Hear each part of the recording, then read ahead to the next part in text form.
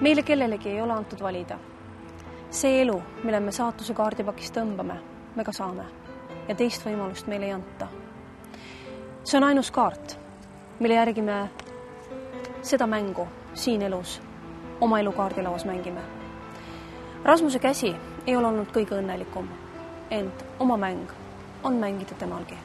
Mul ei ole. Rasmus paistab eemalt nagu iga teinegi 11-aastane poiss. Talle meeldib sõita jalgrattaga, mängida videomänge, ujuda ja jalgpalli taguda. Seda kõike on ta ainult esmapilgul.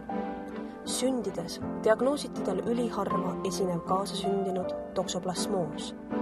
Ta on Asperger, poiss, kes sündis sinisel päeval. Toksoplasmoos on haigus, mida levitavad linnud, kuid nakkuse võib saada ka mitte täielikult küpsetatud liha söömisest, pesemata juuri- ja puuviljade söömisest ja kassi väljaheidetega kokkupuutest. Ohtlik on see siis, kui naine ootab last ja ohtlik on ta lootele. Meie saime nakkuse kõigi eelduste kohaselt pooltoore loomaliha söömisest.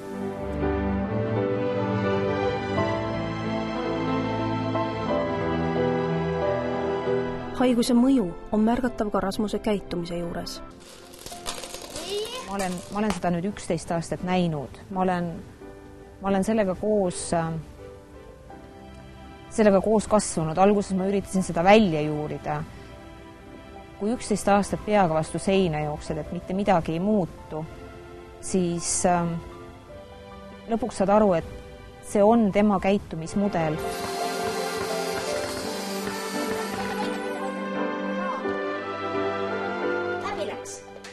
Ränk ja pidev ravi kestis 3 aastat. Poisile anti erinevaid ravimeid koguni 6 korda päevas. Vereülekandeid tehti 4 korral. Kogu veri läks vahetusse. Rasmus on laps, kes vajab pidevat jälgimist ja tähelepanu. Üks mure Rasmusega on meil kogu aeg olnud see, et genereerida piisaval arvul tegevusi, et tal ei tekiks sellist närvilisust ja vajadust mingisuguste rumaluste tegemiseks või mis iganes kiusamiseks. Et kõige paremini on täna tulemust olnud see, kui ta on ujumas käinud. Ujumistrenn oli tema jaoks asi, mida ta ootas.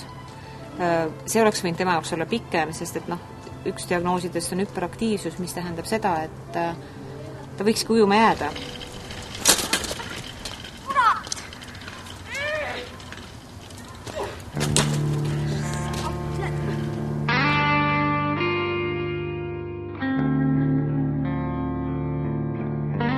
Rasmus oli 6-aastane, kui tal tekkisid suitsiidsed mõtted. Siis, kui ta oleks lihtsalt öelnud, et ma ei taha enam elada, siis oleks ma sellega nähtavasti toime tulnud. Aga kui ta hakkas rääkima, mismoodi ta plaanib ühte või teist asja teha, siis see oli minu jaoks hirmutav ja siis me pöördusime esimest korda spetsialistide poole. Peale mida pandi meile hulk diagnoose ja määrati ravi. Üheks ravimiks oli antidepressant. Antidepressant teatavasti toob juurde seda õnnetunnet või näitab asju roosamates ja kirkamates toonides ja kaotab ära ohutunde, mis ühe või teise tegevuse tagajärjeks võib olla. Ja seetõttu juhtus meil 3 aastat tagasi õues selline lugu, kus lapsed otsustasid, et ilgelt lahe mäng on see, kui lükkame 11 betoonpõranda peale. Paraku osutus Rasmuses 2 aastat noorem poiss selleks, keda lükati ja kes kukkus sinna betoonpõranda peale.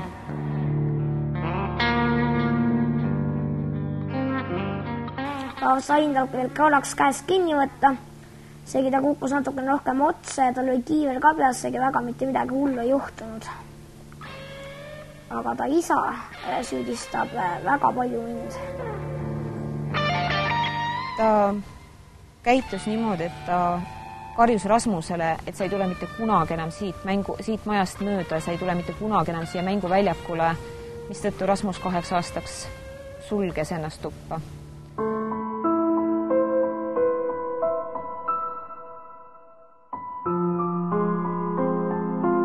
Kas selline poiss mahub üldse tavapärastesse raamidesse? Kas ühiskond suudab kohaneda temaga? Nendele küsimustele sai Rasmus vastuse kooli minnes.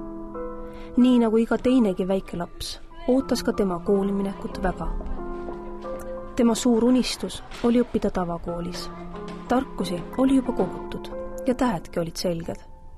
Kooli, kuhu poiss uhkelt oma sammud seadis, töötas inglise keele õpetajana ka tema vanaema. Paraku lõppes esimene kooliaasta poisi jaoks liiga kiiresti ja liiga valusalt. Kuna ma samas koolis töötasin, siis kui ta lihtsalt tuli tuju mind näha või minuga rääkida, siis ta tuli alati sinna minu klassi, kus ma töötasin. Ja ühel päeval ta ootas kogu aeg karnevali koolis ja kui ta sai selle karnevali teada, tuli jälle minu juurde, teatas mulle, et karneval tuleb ja ma ütlesin, et olen nüüd hea laps, minna klassi tagasi, et see on väga tore kõik. Aga õnnetuseks oli sel samal hetkel koridoris praktikant, kes õpib eripedagoogikat ja kui Rasmus sealt tormas mööda, siis haaras Rasmusel varrukast kinni või ruusist kinni. Rasmus rabeles ja selle rabelemise käigus praktikandil prillid kukkusid maha ja läksid katki. No mina jäin sinna kooli edasi, aga Rasmusele direktor andis täieliku keelu koolimaja uksest siseneda uuesti. Siit uksest ta sisse enam ei tule. Kurb, et ma karnevalini saanud, sest ma ootasin seda ikka väga-väga kaua. Isegi Spidermani kostüümi kõik oli ära ostetud.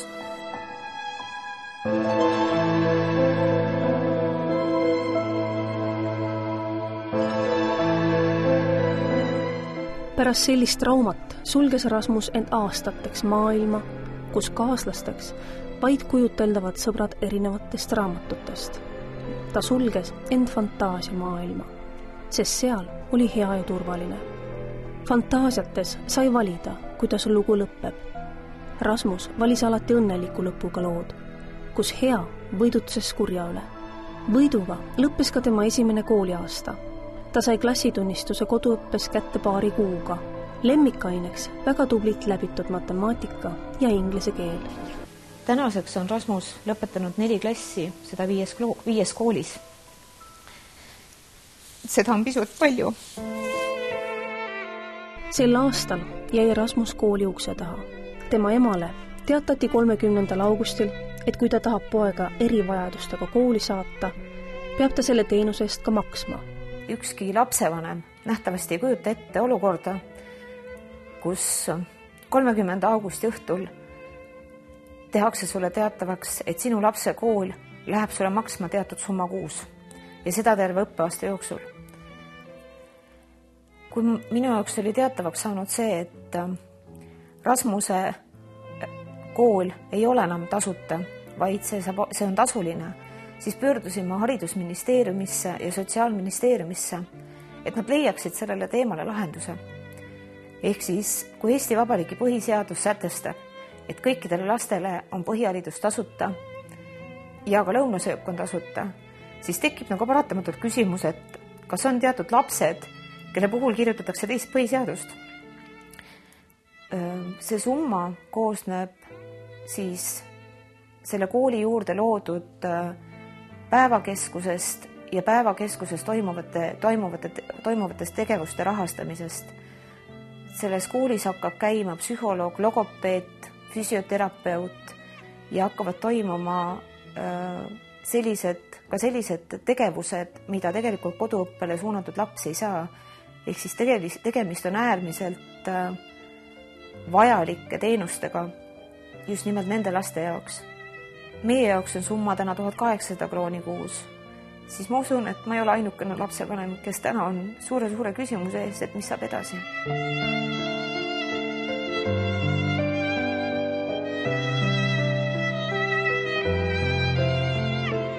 Ja 1. septembril pandi ranits ning vihikud tagasi kapinurka, nukralt oma aega ootama. Et minu küsimus tegelikult Eesti riigile on see, et kas tõesti on nagu nii raske selle ühe kooli 100% doteerimine, et see kool oleks vabastatud halduskuludest, et selle kooli ja nende õpilaste jaoks vajalikud teenused oleksid kättesaadavad ja tasuta, et see lõunasöök täpselt samamoodi oleks tasuta ja et lapsevanemad, kelle lastel on ainult üks kool ja kelle laste puhul on neid kulutusi niigi rohkem kui niinimetatud tavalapse puhul, siis kas ei ole võimalik leida sellele teemale nagu mingit lahendust?